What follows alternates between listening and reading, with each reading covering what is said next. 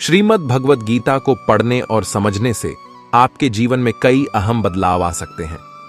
खास तौर पर अगर आप करियर, नौकरी या किसी भी व्यवसाय में मिल रही विफलता को लेकर चिंतित हैं, तो आपकी यह चिंता श्रीमद् भगवद गीता दूर कर सकती है। अक्सर करियर या नौकरी में बेहतर के लिए लोग आज के आधुनिक टिप्स को फॉलो करते हैं, लेकिन इनके बावजूद भी आपको मनचाही सफलता नहीं मिलती। आज के मॉडर्न समय में दिए जाने वाले ज्यादातर टिप्स गीता से ही प्रेरित हैं। यह सुनने में आपको थोड़ा अजीब जरूरी लगेगा, लेकिन सच यही है।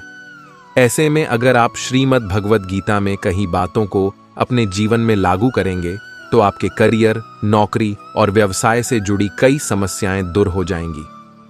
आइए जानते हैं भगवद गीता में लिखे उन 30 उपदेशों के बारे में जो आपको करियर में जरूर सक्सेस दिलाएंगे। श्रीमद् भगवद गीता का सबसे पहला उपदेश है, जो हुआ अच्छे के लिए हुआ, जो हो रहा अच्छे के लिए ही हो रहा है, और जो होगा वह भी अच्छे के लिए ही होगा। आमतौर पर व्यवसाय या नौकरी में आपका हर दिन एक जैसा नहीं होता। कोई दिन खराब हो जाए तो आप परेशान होने लगते हैं, जिसका असर आपके आने वाले दिन पर भी पड़ता है। ऐसे हालात से निकलने के लिए गीता में लिखा गया, जो हुआ अच्छे के लिए हुआ, जो हो रहा अच्छे के लिए ही हो रहा है, और जो होगा वह भी अच्छे के लिए ही होगा। यह उपदेश आपके लिए फायदेमंद हो सकता है। ऐसा इसलिए भी क्योंकि जो हुआ या जो होने वाला है, दोनों ही आपके हाथ में नहीं था। लिहाजा अपने अंदर नकारात्मक सोच लाने की तुलना में आने वाले दिन के लिए बेहतर योजना बनाने से ही आपकी समस्या दूर हो सकती है।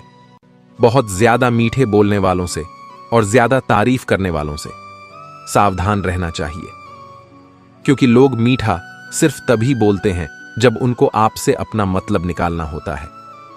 आपकी तारीफ भी सिर्फ तभी की जाती है जब उन्हें आपसे अपना काम निकालना होता है। याद रखना कि तारीफ आपको जिंदगी में कभी भी फ्री में नहीं मिलने वाली। अगर कोई आपकी तारीफ कर रहा है तो कुछ ना कुछ उसके लिए आपको चुकाना ही पड़ेगा। इसीलिए जो बहुत ज्यादा मीठा बोलते हैं या जो आपकी तारीफ करते हैं, उनसे जरा सावधान रहना चाहिए। श्रीमद् भगवद गीता का दूसरा उपदेश यह है कि आंखों से सच दिखने वाली बात पर भी जल्दी भरोसा नहीं करना चाहिए। ऐसी बहुत कहानियां आपने सुनी होगी कि कई बार आंखों से देखने वाली बात सच नहीं होती है। इसीलिए भरोसा करने में कभी भी जल्दबाजी मत करना। बदलाव ब्रह्मांड का सबसे बड़ा सच है। आपको हमेशा इसके लिए तैयार रहना चाहिए। अपनी नौकरी या व्यवसाय में आए छोटे बड़े बदलाव से या तो हम आहत होते हैं या फिर घबरा जाते हैं। हमें यह समझना होगा कि बदलाव ब्रह्मांड का नियम है, जो किसी भी हालत में होकर रहेगा। आपकी सफलता इस बात पर निर्भर करती है कि आप किसी भी तरह के बदलाव के लिए अपने आप को कैसे तैयार रखते हैं। अगर आपने इन हालातों के लिए खुद को पहले से ही तैयार किया है, तो आपको सफलता हासिल करने से कोई नहीं रोक सकता। गीता का तीसरा उपदेश यह है कि कर्म करो, फल की चिंता मत करो। कई बार हम किसी भी काम को करने से पहले उससे मिलने वाले फल की चिंता करने लगते हैं। इस वजह से जिस समय हमें काम पर फोकस करना चाहिए, हम वह भी नहीं कर पाते।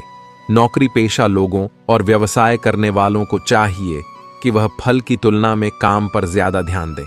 अगर आप काम पर ज्यादा फोकस करेंगे तो उसका रिजल्ट भी आपके लिए बेहतर ही होगा। लिहाजा फल की चिंता किए बगैर पहले अपने काम को शिद्दत से करना ज्यादा जरूरी है।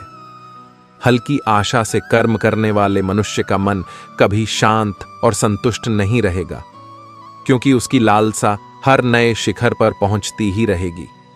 ऐसे में उसका मन कभी संतुष्टि का आनंद नहीं हो पाएगा। जो व्यक्ति फल की अभिलाषा हेतु कर्म करता है, फिर जब उसे उम्मीदों के अनुसार फल प्राप्ति नहीं हो पाती है, तो वह निराश और दुखी हो जाता है। भगवान श्री कृष्ण अर्जुन से कहते हैं, तुम स्वयं को मुझ में समर्पित कर दो, ईश्वर पर भरोसा रखो और निस्वार्थ, निश्चल, निष्पाप और निष्पक्ष होकर बिना फल की अभिलाषा के कर्म करते जाओ। तुम्हारा जीवन सुख और संतुष्टि से भर जाएगा। देखना, दुख कभी तुम्हें छू नहीं पाएगा और मोक्ष की प्राप्ति हो जाएगी। बार बार जन्म लेने वाले अनंत इच्छाएं मनुष्य को अपनी इंद्रियों का गुलाम बना देती है। जब हम दूसरों की चुगली करते हैं तो हमें उसके भाग्य में मिलने वाले दुखों और कष्टों को भी भोगना पड़ जाता है। किसी के प्रति बुरी भावना रखना, बुरा सोचना, ईर्ष्या करना, बुरा बोलना, अपने धर्म और कर्तव्य का पालन न करने वाले कभी मोक्ष प्राप्त नहीं कर सकते हैं। कर्म अच्छा हुआ तो फल अवश्य मिलेगा और कर्म बुरा हुआ तो दंड भी अवश्य मिलेगा। मैं भूत, वर्तमान और भविष्य में होने वाली प्रत्येक घटना के हर परिणाम को देख सकता हूं। इसलिए परिणाम की चिंता छोड़कर अपने कर्म को निरंतर करते रहो। कर्म अच्छा हो या बुरा, वे तब तक पीछा नहीं छोड़ते जब तक वह कर्म करने वाले को फल की प्राप्ति नहीं हो जाती है। यानी जब तक कर्म करने वाला अपने कर्म के परिणामों को पूर्ण रूप से भोग ना ले, समय से पहले और भाग्य से अधिक कभी किसी को नहीं मिल पाता। सामान्य मनुष्य सदैव सर्वश्रेष्ठ मनुष्य को देखकर, उन्हीं के आदर्शों पर चलकर उन्हीं के जैसा बनने का प्रयास करते हैं। संसार तुम्हें वैसा ही देखेगा जिस मानसिक दृष्टि से तुम संसार को देखते हो।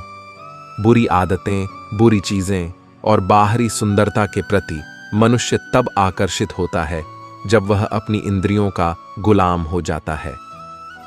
जिस प्रकार जलते हुए छोटे से दिए की रोशनी से प्रचंड अंधकार भी समाप्त हो जाता है, उसी प्रकार जब आप मन में मौजूद अज्ञानता से भरे अंधकार रूपी कमरे में सकारात्मक सोच का तेल डालकर ध्यान का प्रकाश उजागर करेंगे तो अज्ञानता रूपी समक्ष अंधकार स्वतः ही समाप्त हो जाता है। श्रीमद् भगवद गीता का चौथा उपदेश यह है कि लोगों में अपना सहारा ढूंढना छोड़ दो। सबसे बड़ी आपके मन की यही कमजोरी होती है कि आप दूसरों में सहारा ढूंढते हैं और यही चीज आपको कमजोर बनाती है। यही चीज आपका खुद पर विश्वास खत्म कर देती है।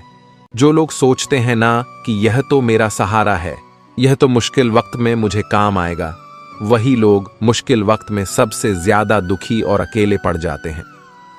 आप सिर्फ ईश्वर को अपना सहारा बनाओ। देखना, जब भी कोई मुश्किल आएगी ना, वह किसी ना किसी को आपकी मदद के लिए भेज देंगे। दुनिया को सहारा मत बनाओ। जो खुद अपने लिए सहारा ढूंढ रहे हो, वह आपका सहारा कैसे बनेंगे? तो अपना सहारा दुनिया को नहीं, ईश्वर को बनाना चाहिए। गीता की 5वीं शिक्षा यह है, लालच और गुस्सा ये दोनों मुसीबत हैं। अक्सर अपने कार्य क्षेत्र या व्यवसाय में आपके सामने ऐसे कई मौके आए होंगे जब आपके अंदर लालच या गुस्सा आया होगा। गीता के अनुसार जिस किसी ने इन दोनों चीजों पर नियंत्रण पा लिया, उसे सफल होने से कोई नहीं रोक सकता। लिहाजा आपको चाहिए कि आप अपने कार्य क्षेत्र में इन दोनों चीजों से बचें। अधिक लालच जहां आपका बड़ा नुकसान करा सकता है, वहीं जरूरत से ज्यादा गुस्सा आपको किसी बड़ी मुसीबत में डाल सकता है। क्रोध मनुष्य का सर्वनाश कर देता है। क्रोधी इंसान का कोई मित्र ही नहीं होता। हर इंसान उससे दूर भागता है। उसके सारे रिश्ते समाप्त हो जाते हैं। जो इंसान अपने क्रोध को नहीं संभाल सकता, वह जिंदगी में कुछ भी संभाल नहीं सकता। श्रीमद् भगवद गीता का 6ठा उपदेश यह है, ईश्वर पर भरोसा रखकर दिल से उन्हें याद करोगे तो वह अवश्य किसी न किसी रूप में आकर आपकी मदद जरूर करेंगे। ईश्वर आपकी सुनता है या नहीं, यह आपकी श्रद्धा, विश्वास और आस्था पर निर्भर करता है। किसी का भला करके कभी एहसान ना जताए, अन्यथा वह कर्म शून्य के समान हो जाता है और मिलने वाला यश बेकार हो जाता है। यह सोच करके कभी अभिमान नहीं करना चाहिए कि हमने तो कितने लोगों या जीवों की मदद की है, क्योंकि करने वाला तो स्वयं ईश्वर होते हैं। आप तो मात्र एक जरिया हैं। क्रोध करना व्यर्थ है। यदि क्रोध में आकर आप प्रतिक्रिया दे रहे हैं तो इसका अर्थ है आपको ईश्वर के बनाए कानून यानी कि कर्म पर भरोसा ही नहीं है। मन में शंकाओं को कभी जन्म ना दो। यह शंकाएं मन में गलत फहमियां के पहाड़ बना देती हैं, जिससे जीवन का सुख चैन छीन जाता है। यदि कोई आपके साथ बुरा करता है तो कर्म और समय उसका हिसाब खुद ही कर देगा। उपकार के बजाय परोपकार करें और चिंता की बजाय चिंतन करें। मन को सदैव नियंत्रित करके चले, अन्यथा यह मन आपका सबसे बड़ा शत्रु बनकर आपसे बुरे कर्म करवा सकता है। ज्ञान सदैव बुद्धि से उत्तम व श्रेष्ठ होना चाहिए। इसलिए ज्ञान अर्जित करते रहे और बांटते रहे ताकि दूसरों का जीवन स्वर जाए। एक ही मनुष्य की हमेशा मदद न करें जब तक कि वह स्वयं ही काबिल ना हो जाए। जो व्यक्ति फल की आशा हेतु कर्म करता है वह कर्म से ही बंद कर रह जाता है। कोई भी इंसान जन्म से नहीं बल्कि अपने कर्मों से महान बनता है। दुनिया और लोग वैसे ही नजर आएंगे जैसा तुम देखना चाहोगे। मेरा तेरा छोटा बड़ा अपना पराया अब मन से मिटा दो, फिर सब तुम्हारा है और तुम सबके हो। फल की लालसा छोड़कर निरंतर कर्म करने वाला मनुष्य ही अपने जीवन को सुखद और संतुष्टिदायक बना पाता है। कोई भी दुख तुम्हें तब तक विचलित नहीं कर सकता जब तक तुम इंद्रियों को अपने वश में रखते हो। किसी भी जीव एवं मनुष्य से अत्यधिक लगाव एक दिन दुख का सबसे बड़ा कारण बनता है। जीवन में वही मनुष्य संतुष्ट रह सकता है जो कम से कम में भी खुश है और अधिक पाने या होने की लालसा व उम्मीद नहीं रखता है। आप खाली हाथ आए थे और खाली हाथ ही दुनिया से जाएंगे। किसी चीज से जुड़ाव महसूस करना मानवीय स्वभाव का हिस्सा है, लेकिन कई बार आपका यही जुड़ाव आपके असफल होने की वजह बन जाता है। उदाहरण के तौर पर, अगर आप किसी एक नौकरी या ऑफिस में लंबे समय तक काम करते हैं तो वहां के लोगों से आपका जुड़ाव निश्चित है। लेकिन अगर आपको अपने करियर में तरक्की करनी है तो आपको समय दर समय अपनी नौकरी या काम करने के तरीके में बदलाव करना होगा। बगैर इसके आप खुद को सफल नहीं बना पाएंगे। आपको हमेशा अपने दिमाग में यह रखना चाहिए कि आप इस दुनिया में खाली हाथ ही आए थे और खाली हाथ ही जाएंगे। इसलिए किसी चीज या जगह से जरूरत से ज्यादा लगाव आपके लिए खतरनाक साबित हो सकता है। गीता का 7वां उपदेश यह है कि अपने मन को शांत रखना सीखो, क्योंकि अशांत मन जीवन में सिवाय दुख के और आपको कुछ नहीं देने वाला, और एक शांत मन आपको जीवन में प्रेम और आनंद ही देगा। दुख और सुख सिर्फ शांत और अशांत मन के परिणाम है। अशांत मन दुख को ही जन्म देता है और शांत मन परम आनंद को जन्म देता है। गीता का 8वां उद्देश्य यह है कि किसी से भी हद से ज्यादा लगाव कभी मत रखना। दुर्योधन के पिता धृतराष्ट्र का राजगद्दी से बहुत ज्यादा लगाव था। राजगद्दी के आगे उन्हें कुछ भी दिखाई नहीं आता था और गद्दी के लिए उनका वह हद से ज्यादा लगाव और मोह पूरे राष्ट्र को ले डूबा। अनगिनत लोगों की मौत का कारण बन गया है। आप भी जब ऐसी ही किसी के पीछे हद से ज्यादा पागल हो जाते हैं तो वह चीज आपको मिले या ना मिले, लेकिन आपकी जिंदगी जरूर खराब कर देती है। गीता का 9वां उपदेश यह है, अध्यात्म से जुड़े एक आध्यात्मिक ज्ञान ही जीवन को सुकून की तरफ ले जा सकता है। लोगों की बातों पर जितना ध्यान देंगे उतना ही आपका खुद पर से विश्वास कम होता जाएगा। इसलिए खुद पर विश्वास कर खुद के दम पर आगे बढ़ो और स्वयं ही अपना मार्ग तय करो। जीवन में किसी भी पल कुछ भी हो सकता है। जीवन सीमित है। समय व्यर्थ मत करो। बुरे अतीत को याद करके दुखी होने से अच्छा है कि उससे सीख लो और अपने वर्तमान को सुधार कर एक बेहतर भविष्य का निर्माण करो।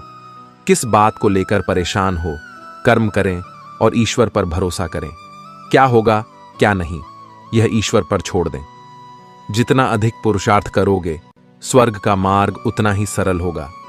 स्वयं को ईश्वर के चरणों में सौंप दो। नित्य अच्छे कर्म करो और लोगों की भलाई करो और उन्हें सही राह दिखाओ।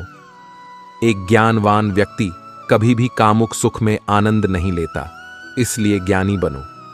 जो हो गया वह अच्छा हुआ, जो हो रहा है वह भी अच्छा हो रहा है, और जो होगा वह भी अच्छा ही होगा।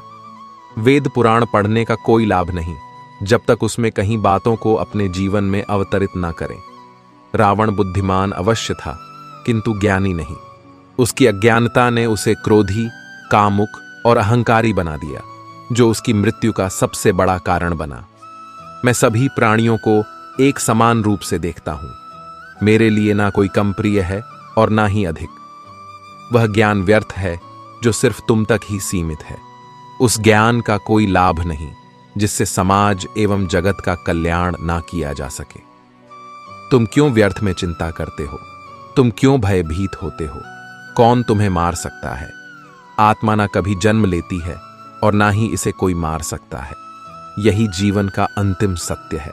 मनुष्य के कर्म ही मनुष्य को ईश्वर के नजदीक ले जाता है या ईश्वर से दूर कर देता है।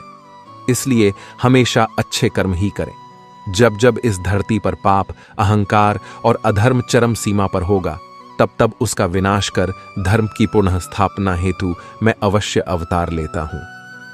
जो दान कर्तव्य समझकर बिना किसी सोच के किसी जरूरतमंद व्यक्ति को दिया जाए, वह दान सात्विक माना जाता है।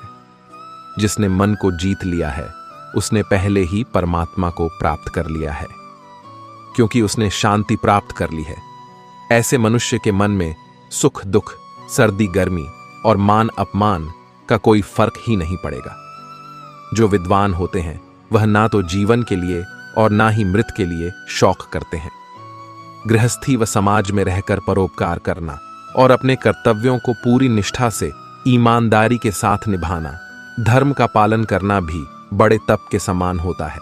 गीता में ध्यान करने के लिए रोजाना निकाले जाने वाले समय को किसी की सफलता के लिए काफी अहम बताया गया है।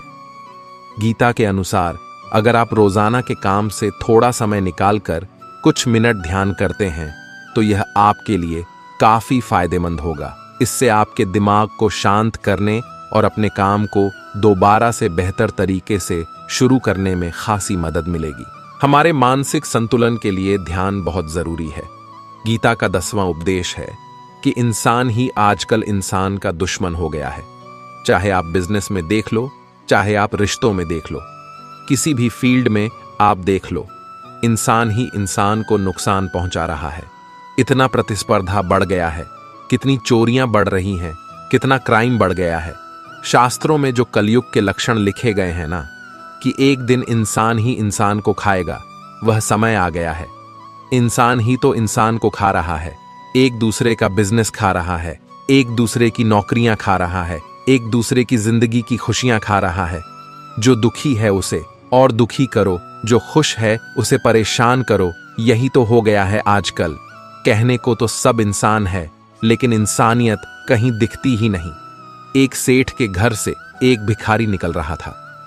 उसने उस सेठ से कहा कि मुझे एक गिलास पानी पिला दो, बहुत प्यास लगी है, बहुत दूर से पैदल चलकर आया हूं, मेरे प्राण निकल रहे हैं।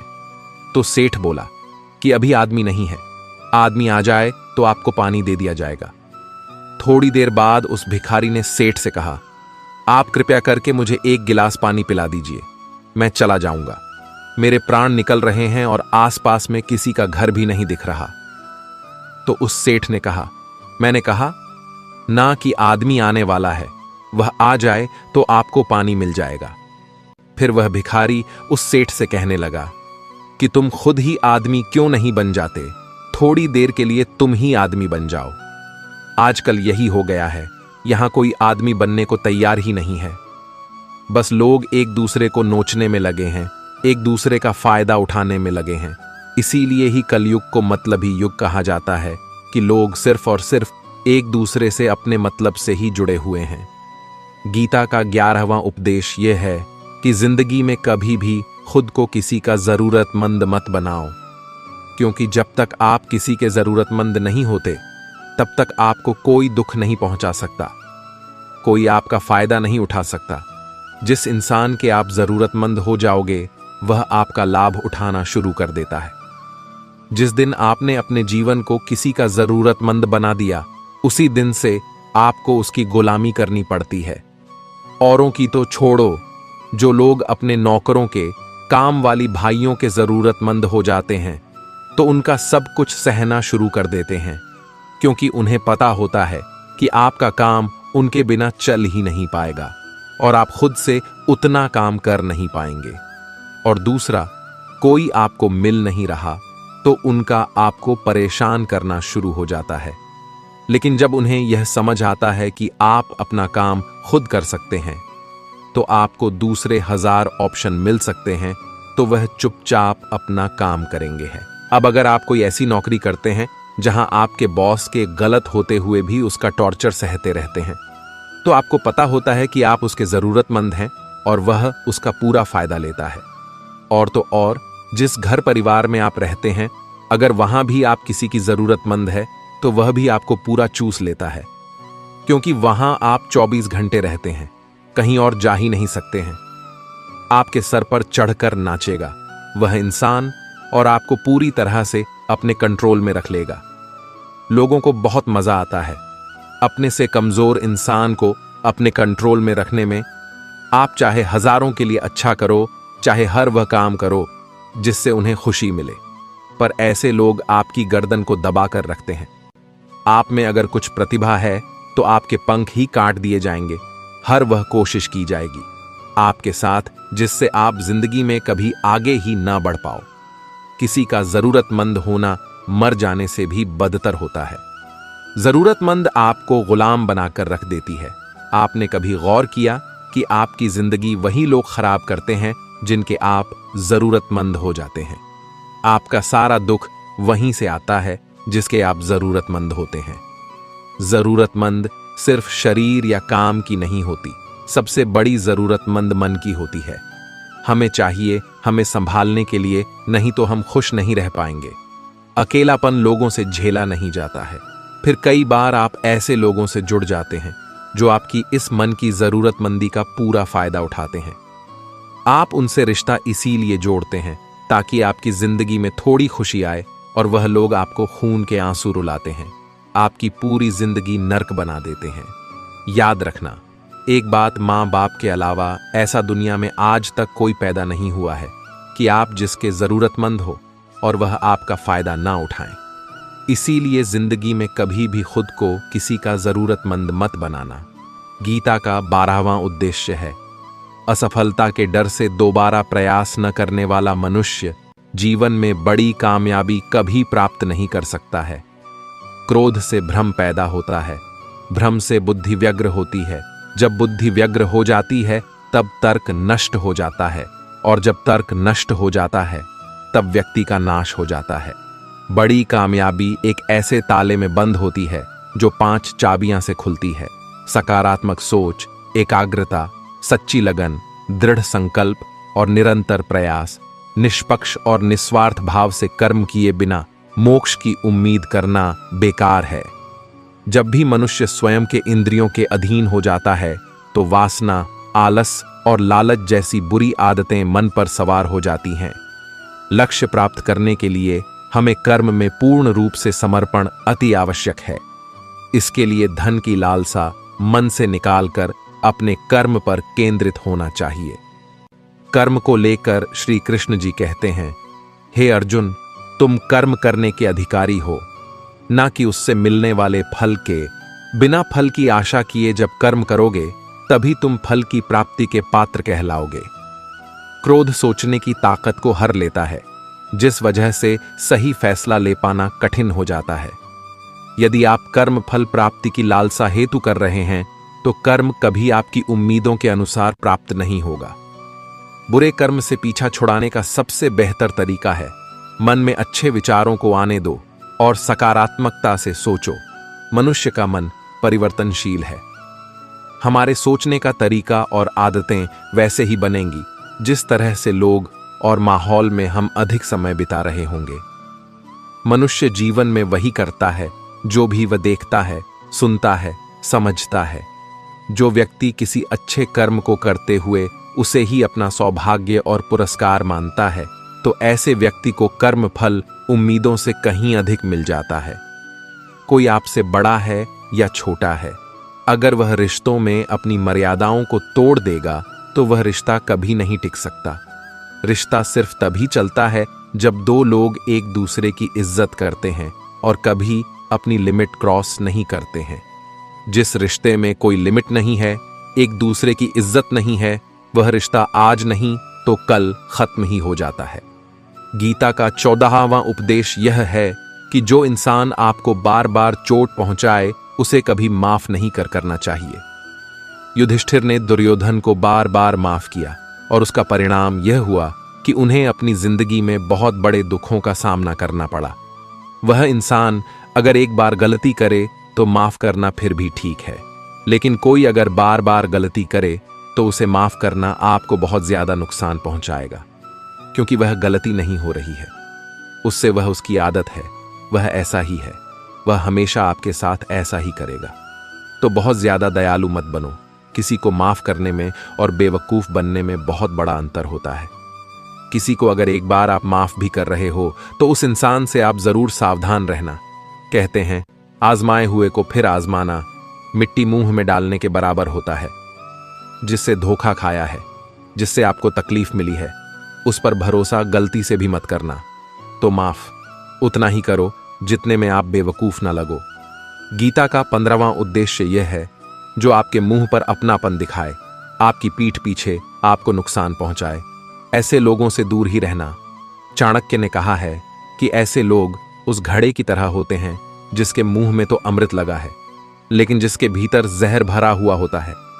आप जिसे अमृत समझकर पी जाते हैं, वास्तविकता में वह जहर ही होता है। तो ऐसे लोगों को जहर की तरह छोड़ देना चाहिए जो अपनेपन का दिखावा करें और पीछे से हमेशा आपको नुकसान पहुंचाए। गीता का 16वां उपदेश यह है कि अपनी खुशी और अपना दुख हर किसी के आगे जाहिर नहीं करना चाहिए, क्योंकि लोग आपकी खुशी पर नजर लगा देते हैं और आपके दुख में आपकी हंसी उड़ाने लगते हैं।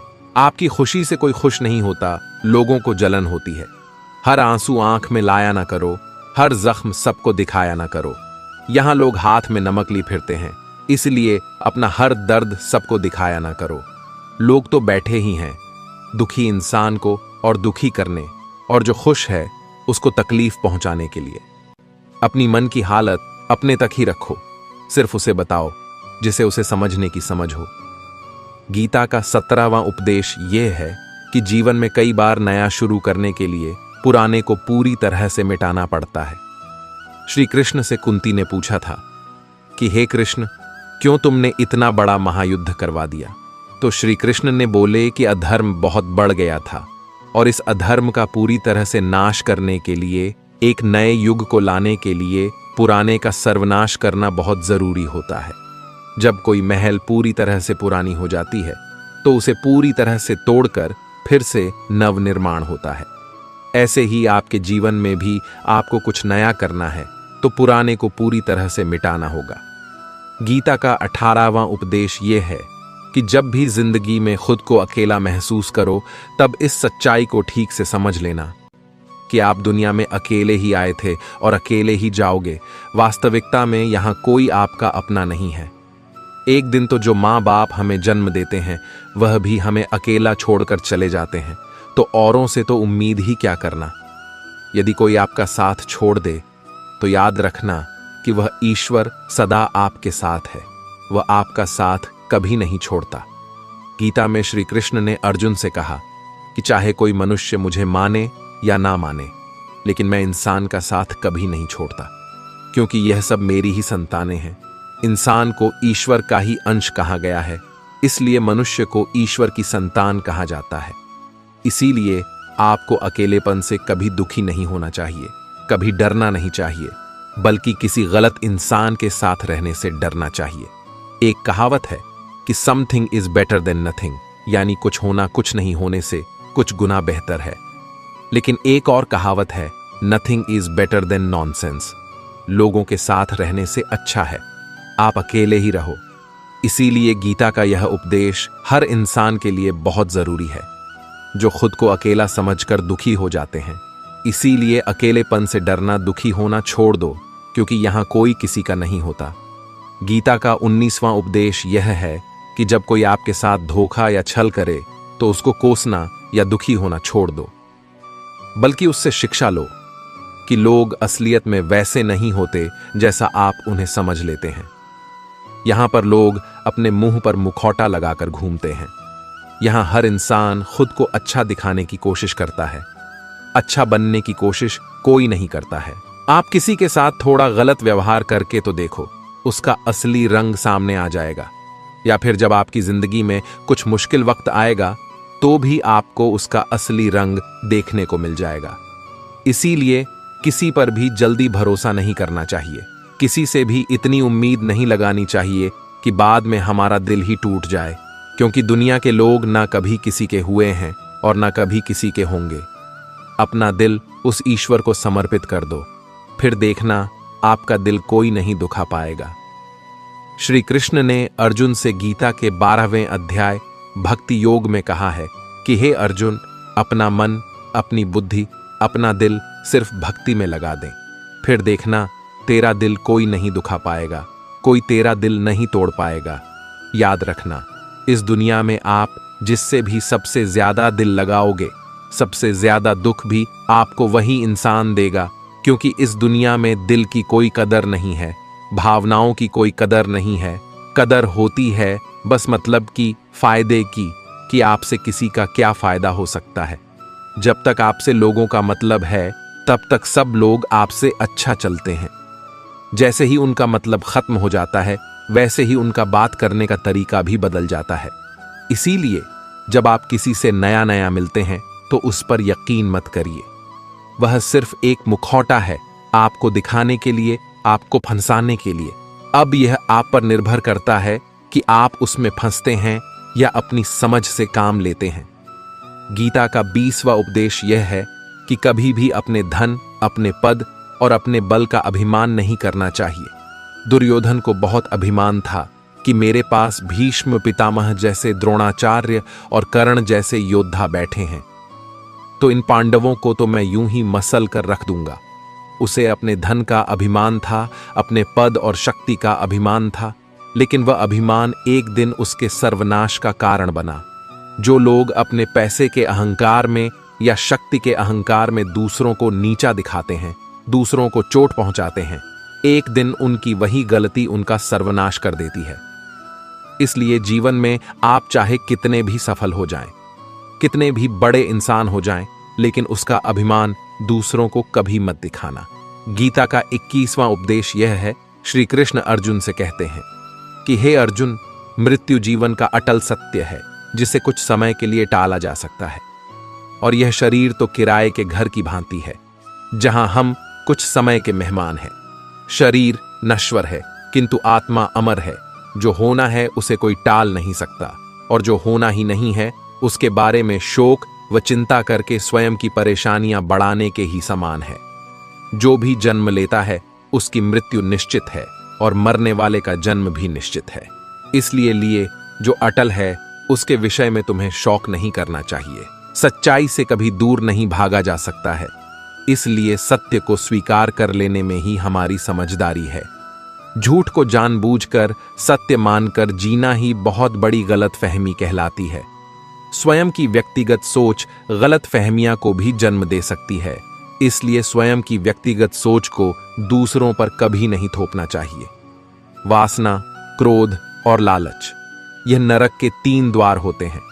बिना मोक्ष के जन्म मरण के चक्र से छुटकारा नहीं पाया जा सकता। जिस प्रकार अग्नि सोने को परख है, उसी प्रकार संकट वीर पुरुषों को परखता है। मनुष्य का सबसे बड़ा और सबसे पहला शत्रु या मित्र उसका मन नहीं होता है। एक और हद से अधिक इच्छाएं जीवन का सुकून छीन लेती हैं। बिना किसी पुरुषार्थ के आप अच्छे फल व सकारात्मक परिणाम की कामना ही नहीं कर सकते। यदि आप धर्म के मार्ग पर चलते हैं तो परिणाम की चिंता किए बिना अपने धर्म का निडरता से पालन करें। आप जैसा सोचते हैं आप वैसे ही बनते हैं। किसी की सफलता के लिए काम से पहले सोच अहम होती है। मसलन, अगर आपकी सोच सकारात्मक है तो आप खुद को बुरे से बुरे वक्त में भी सकारात्मक बनाए रखेंगे। इससे आपको उन बुरे दिनों में भी अपने काम को बेहतर तरीके से करने का मौका मिलेगा, जो भविष्य में आपके लिए बड़ा लाभ लेकर आएगा। वहीं इसके उलट अगर आपकी सोच नकारात्मक है तो आपके तमाम प्रयासों के बाद भी आपको सफलता नहीं मिलेगी। लिहाजा आपकी सफलता में आपकी सोच एक बड़ी भूमिका निभाती है। गीता का 22वां उपदेश यह है कि जहां आपके लिए प्रेम और इज्जत नहीं है, वहां कभी मत जाओ। महाभारत का युद्ध शुरू होने से पहले श्री कृष्ण हस्तिनापुर गए थे, पांडवों की तरफ से शांति प्रस्ताव लेकर के। तब शकुनी ने दुर्योधन से कहा, यह कृष्ण बड़ा मायावी है, अगर यह हमारे पक्ष में आ जाए तो समझ लो पांडव हार ही गए। तो इसकी सेवा करो, इसको अपने घर आने का निमंत्रण भेजो, इसे खुश करो। जब श्री कृष्ण हस्तिनापुर पहुंचे तो दुर्योधन ने उन्हें अपने घर आने के लिए कहा और श्री कृष्ण से कहा, आप मेरे घर में रहिए, मेरा आतिथ्य स्वीकार कीजिए, मेरे घर में भोजन कीजिए। तो श्री कृष्ण ने दुर्योधन से कहा कि दुर्योधन इंसान को किसी के घर तभी भोजन करना चाहिए, तभी जाना चाहिए, या तो उसे बहुत प्रेम हो, या तो हमारे जीवन में कोई बहुत बड़ी आपत्ति आ गई हो। ना तो मेरी जिंदगी में कोई आपत्ति आई है और ना ही तुम्हारा मुझसे कोई प्रेम है, तो तुम्हारे घर तो मैं कभी नहीं आऊंगा। तुम मुझे अपने घर बुला रहे हो सिर्फ और सिर्फ अपना मतलब पूरा करने के लिए, और मतलबी लोगों के घर कभी नहीं जाना चाहिए। इसीलिए इससे हमको यह शिक्षा मिलती है कि जिसके दिल में आपके लिए प्रेम नहीं है, इज्जत नहीं है, वहां आपको कभी नहीं रहना चाहिए। आपको सिर्फ उसी जगह रहना चाहिए जहां आपकी कदर हो, आपको इज्जत मिले और जहां आपको प्रेम मिले। गीता का 23वां उपदेश यह है कि मूर्ख और दुष्ट लोगों को कभी ज्ञान नहीं देना चाहिए। इससे उनके अहंकार को चोट लगती है और वह आपके लिए मन में वैर भाव लेकर बैठ जाते हैं और वक्त आने पर आपको ही नुकसान पहुंचाते हैं। मनुष्य जीवन बहुत दुर्लभ है, इसे व्यर्थ न जाने दो।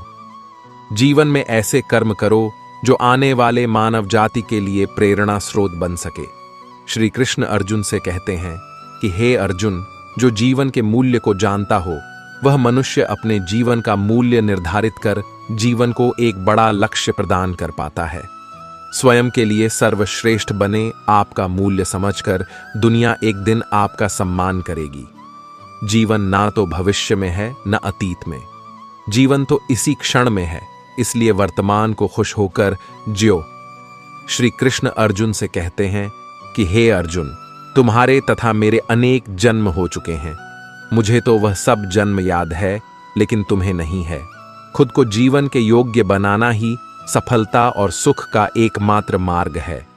ईश्वर आपके जीवन को सुधारने हेतु अनेक कर्म करने के मौके देता है, किंतु मनुष्य अपनी इंद्रियों के अधीन रहकर उन मौकों का सही लाभ नहीं उठा पाता है। अच्छे कर्म करने के मौके कभी न छोड़े, कर्म करो। फल की लालसा छोड़कर कर्म करने वाला मनुष्य ही अपने जीवन को सफल बना पाता है। बुरे कर्मों के बाद जिंदगी भर कितने भी अच्छे कर्म कर लो, किंतु बुरे कर्मों का फल अवश्य ही मिलकर रहेगा। श्री कृष्ण अर्जुन से कहते हैं, हे अर्जुन, एक सच्चा योगी अपने कर्म फल की इच्छा किए बिना कर्म को धर्म समझकर पूरी निष्ठा से करता है। जो मनुष्य ना तो कर्म फल की इच्छा करता है और ना ही कर्म फलों से घृणा करता है, वह सन्यासी जाना जाता है। जीवन में किसी भी मुकाम को प्राप्त किया जा सकता है जब मनुष्य अपने मन पर नियंत्रण और खुद पर विश्वास रखकर आगे बढ़े, तो जान निर्बलता अवश्य ईश्वर देता है, किंतु मर्यादा मनुष्य का मन ही निर्मित करता है। गीता के अनुसार किसी भी सफल आदमी के पीछे उसकी सोच का एक बड़ा रोल होता है। अगर आपकी सोच बड़ी है तो देर से ही सही, लेकिन आपको सफल होने से कोई नहीं रोक सकता, बशर्ते आप उस सोच को पूरा करने के लिए मेहनत कर रहे हों। सफल होने के लिए आपकी सोच का बड़ा होना जरूरी है। गीता में लिखा है कि अपनी बड़ी सोच को पूरा करने के लिए आपके सामने कई तरह की दिक्कतें आएंगी, लेकिन आपको इन सब को पार करते हुए अपना काम करते रहना होगा, तभी जाकर आप अपने क्षेत्र में सफल हो सकते हैं। गीता का 24वां उपदेश यह है, आप चाहे कितने भी अच्छे हों, लेकिन अगर बुरे लोगों के साथ रहोगे तो आपका भी वही हाल होगा जो बुरे लोगों का होता है। भीष्म पितामह एक ब्रह्मचारी थे, धर्मात्मा थे, लेकिन वह अधर्म के पक्ष में खड़े हो गए।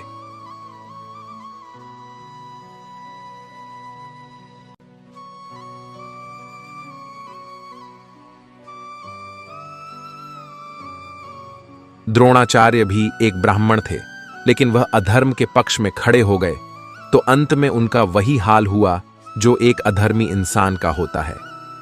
उनको मृत्यु के समय भयानक पीड़ा का सामना करना पड़ा।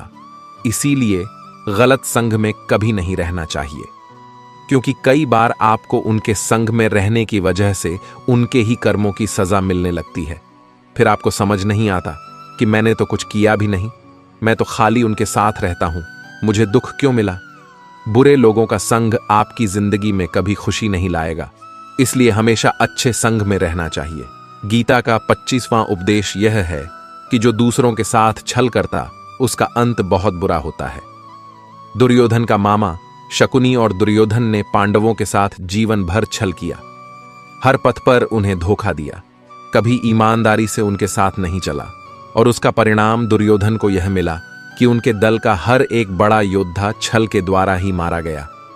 क्योंकि दुर्योधन ने जैसा कर्म किया था उसको वैसा ही फल मिला। सारा जीवन भर उसने छल किया, तो अंत में उसकी खुद की मृत्यु भी एक छल से ही हुई थी।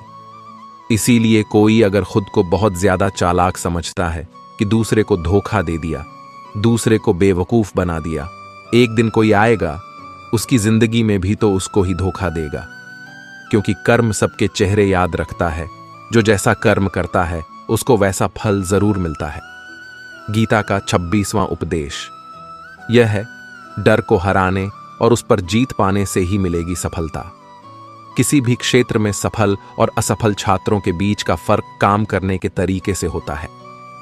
अगर आप किसी भी काम को करते हुए डरते हैं तो आप किसी भी हालत में सफल नहीं हो सकते। अपने क्षेत्र में सफल होने के लिए जरूरी है कि आप पहले अपने डर पर जीत हासिल करें।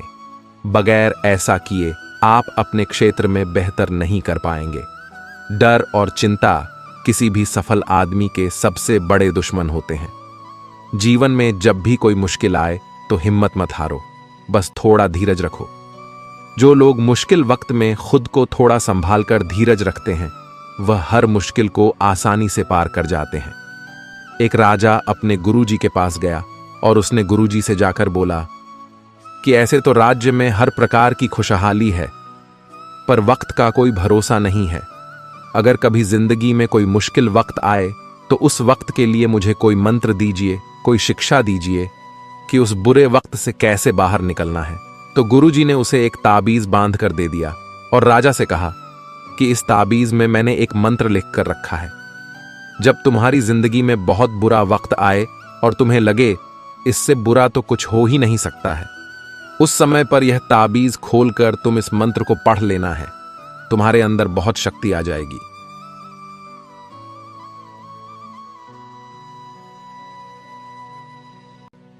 और एक दिन ऐसा हुआ भी कि उस राजा के राज्य में किसी दूसरे राजा ने आक्रमण कर दिया और इस राजा की ऐसी स्थिति हुई कि उसे अपना राज्य छोड़कर अपने कुछ लोगों के साथ भागना पड़ा।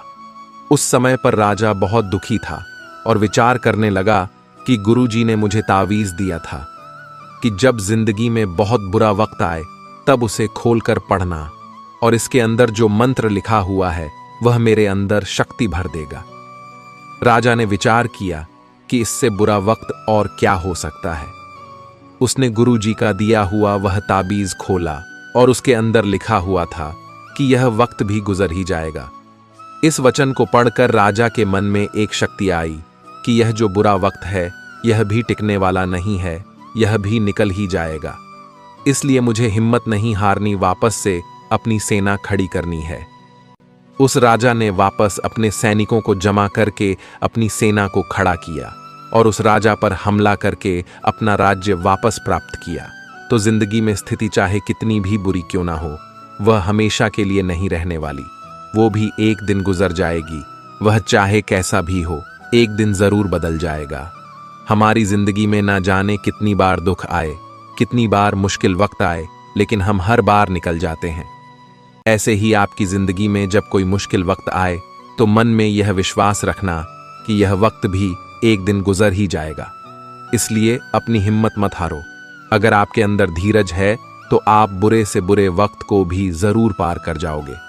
गीता का 27वां उपदेश यह है कि आज के युग में बहुत ज्यादा अच्छे मत बनो, नहीं तो यह दुनिया आपको लूट के कंगाल कर देगी। पांडवों की कहानी यह शिक्षा देती है कि ज्यादा अच्छा बनना आपको कई बार बहुत दुख दे सकता है। जो पांडव हमेशा धर्म पर चलते थे, कभी कोई गलत काम नहीं किया, लेकिन उनका सारा राज्य पाठ चला गया। उनकी पत्नी को भरी सभा में नग्न करने की कोशिश की गई। दीक्षा लेकर के उन्हें अपनी जिंदगी गुजारने पड़ी। कारण क्या था? वह कुछ ज्यादा ही अच्छे बन रहे थे।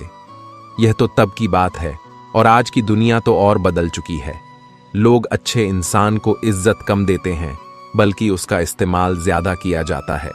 अगर आप भी लोगों के साथ अच्छा चलते हैं तो आप इस चीज को खुद अनुभव कर पाएंगे। आप जितना लोगों के साथ अच्छा चलते हैं, लोग आपके साथ उतना गलत व्यवहार करते हैं। लोग आपका उतना ज्यादा इस्तेमाल करते हैं। आप दूसरों की खुशी के लिए कुछ भी करते जाते हैं और लोग सिर्फ आपका फायदा लेने में लगे रहते हैं। इसीलिए आज के जमाने में खुश रहना है तो बहुत ज्यादा अच्छे मत बनो। इसका मतलब यह नहीं कि आप बुरे इंसान बन जाओ। आप अपनी नजर में अच्छे बनते रहे। दुनिया की नजर में अच्छे बनने की कोशिश कभी मत करना। गीता का 28वां उपदेश यह है कि आप अपने गुजरे हुए वक्त को भूल जाओ, क्योंकि अगर आप गुजरे हुए वक्त के दुख में जीते रहोगे, उसके पश्चाताप में जीते रहोगे, तो आज भी आप कभी खुश नहीं रह पाओगे। समझदार लोग जो समय चला गया है उसका दुख कभी नहीं करते। आपका बीता हुआ कल कैसा भी क्यों ना हो, पर उसका प्रभाव आपके आज पर नहीं पड़ना चाहिए। जो भी आपके साथ हुआ उससे शिक्षा लो कि अब यह जिंदगी में आगे नहीं होने देंगे हम, और जीवन में आप आगे बढ़ जाओ। कई बार लोग रोते रहते हैं कि उस इंसान ने मेरे साथ इतना गलत किया, इसीलिए आज जिंदगी में मैं इतना दुखी हूं। लोग कोसते रहते हैं दूसरों को कि उसकी वजह से मेरी जिंदगी में दुख है, उसकी वजह से मेरी जिंदगी खराब हो गई है। लेकिन जब तक आप उसे कोसते रहेंगे, आप जिंदगी में कभी खुश नहीं रह पाएंगे, कभी आगे नहीं बढ़ पाएंगे। जो हुआ, जो लोगों ने आपके साथ किया, उसे आप बदल नहीं सकते, लेकिन आपका आज आप जरूर बदल सकते हो। कल के दुख से छूटना चाहते हो तो कल में नहीं, आज में जीना शुरू करो। आपको ऐसा एक भी इंसान नहीं मिलेगा जो अपने कल में जीता और प्रसन्न रहता हो। सिर्फ वही इंसान खुश रहेगा जो अपने आज में जीता है। कल में जीने वाला इंसान किसी ना किसी पीड़ा से जुड़ा होता है, किसी ना किसी दुख, किसी ना किसी पश्चाताप से जुड़ा होता है। कल में जीना आपकी जिंदगी की सारी खुशियां छीन लेगा, तो जितना हो सके अपने पास्ट को भूल जाइए और अपने प्रेजेंट में जीना शुरू कीजिए। गीता का 19वां उपदेश यह है कि हमारे रिश्तेदार ही हमसे सबसे ज्यादा जलते हैं। हमारी सफलता से सबसे ज्यादा दिक्कत हमारे रिश्तेदारों को ही होती है। बाहर वालों को कोई फर्क नहीं पड़ता कि आपकी जिंदगी में क्या हो रहा है, और जो आपके रिश्तेदार होते हैं उनकी पूरी नजर रहती है आपकी जिंदगी पर। बाहर से तो वह यही कहेंगे कि आगे बढ़ो, सफल हो जाओ, खुश रहो जिंदगी में, और जब उन्हें आप अपनी सफलता के बारे में बताएंगे, अपनी किसी कामयाबी की खबर उनको सुनाएंगे, तो उसे सुनकर उन्हें बिल्कुल भी खुशी नहीं होती।